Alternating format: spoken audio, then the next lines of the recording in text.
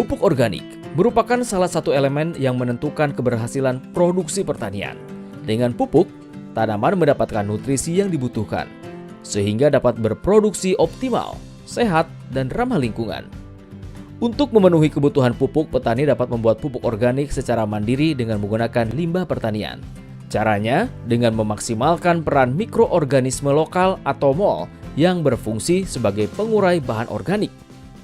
Ada 3 bahan utama dalam pembuatan pupuk cair organik atau MOL, yaitu karbohidrat yang bersumber dari air beras, glukosa dari gula merah, dan bakteri dari bonggol pisang. Selanjutnya kita akan membuat MOL yang mengandung fosfat. Untuk contohnya, salah satunya yang mengandung fosfat itu adalah bonggol pisang. Tapi ada alternatif lain juga, tadi yang sudah saya sebutkan itu adalah dari nasi. Intinya adalah prosesnya sama. Bahan utama harus dicacah atau dihancurkan. Nah, karena bonggol pisang ini kita cacah saja.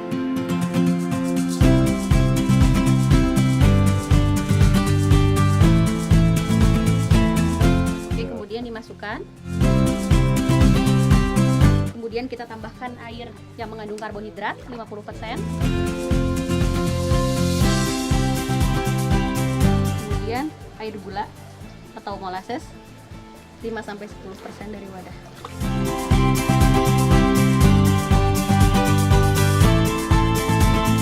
Kemudian diaduk. Setelah diaduk homogen. Nah, setelah itu kita tutup dengan menggunakan kertas koran. Tutupnya hanya seperti ini saja.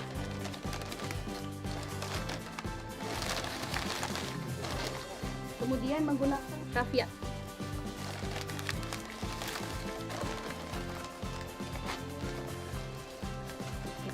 Berarti ini sudah MOL bonggol pisang yang mengandung fosfat yang sangat tinggi. Selain untuk menambah nutrisi tanaman, pupuk cair mikroorganisme lokal atau MOL bisa dimanfaatkan untuk pembuatan pupuk kompos. Pengomposan adalah upaya mengaktifkan mikroba agar mampu mempercepat proses dekomposisi bahan organik seperti jerami, sisa ranting dedaunan, hingga kotoran hewan. Pengomposan alami akan memakan waktu yang relatif lama, yaitu sekitar 2-12 bulan. Namun, pengomposan dengan bantuan mikroorganisme lokal dapat berlangsung lebih cepat.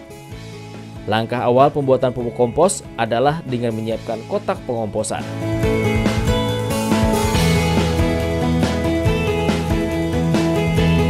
Ini adalah pembuatan kompos dengan metode aerob, ya, bersentuhan dengan udara langsung, ya Bapak Ibu. Nah, ini alatnya. Alatnya ini kita membutuhkan, ya, yang pertama ini adalah kotak untuk mencetak komposnya. Ini terbuat dari kayu. Yang kami punya ini adalah panjangnya 1 meter, Bapak ya, Bapak Ibu. Kemudian lebarnya ini 50 cm dengan kedalaman 70 cm ini.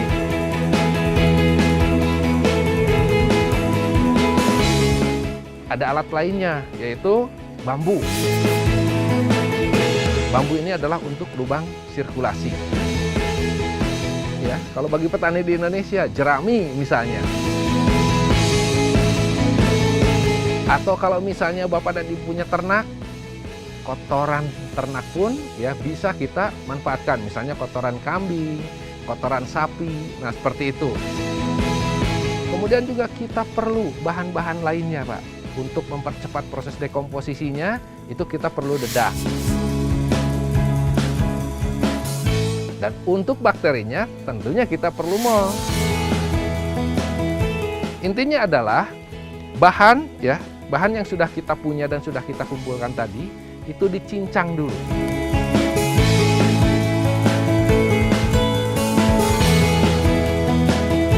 Ya, setelah dicincang, kemudian masukkan ke dalam kotak ini, tapi jangan lupa bambunya pun langsung Bapak dan Ibu harus pasang, karena bambu ini adalah untuk saluran, ya, saluran sirkulasi udara.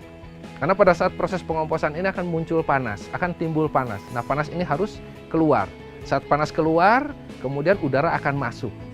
Nah, ini ya. Jadi bahannya Bapak tumpuk di sini merata, agak dipadatkan, Pak. Boleh dengan cara diinjak. Setelah ketebalan 25 cm, Bapak taburkan dedak. Tipis saja dedaknya. Bapak taburkan dedak tipis saja.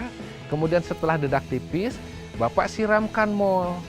Tambahkan lagi, intinya adalah ketebalan 25 cm saja, Pak. Setiap 25 cm, tabur dedak, siram mol. Tambah lagi, tabur dedak, siram mol. Terus seperti begitu. Setelah selesai, setelah penuh, bukalah kotak ini. Ya. Kotak ini dibuka, kemudian bahan yang sudah kita proses ini kita biarkan saja Bapak Ibu ya, selama 4 minggu. Ya, selama 4 minggu, 1 bulan saja. Ini ciri-ciri kompos jadi itu yang pertama adalah suhunya itu sudah tidak panas. Kemudian yang kedua, sudah berubah bentuk. Yang tadinya jerami panjang-panjang, ya, karena sudah hancur, hampir mirip tanah.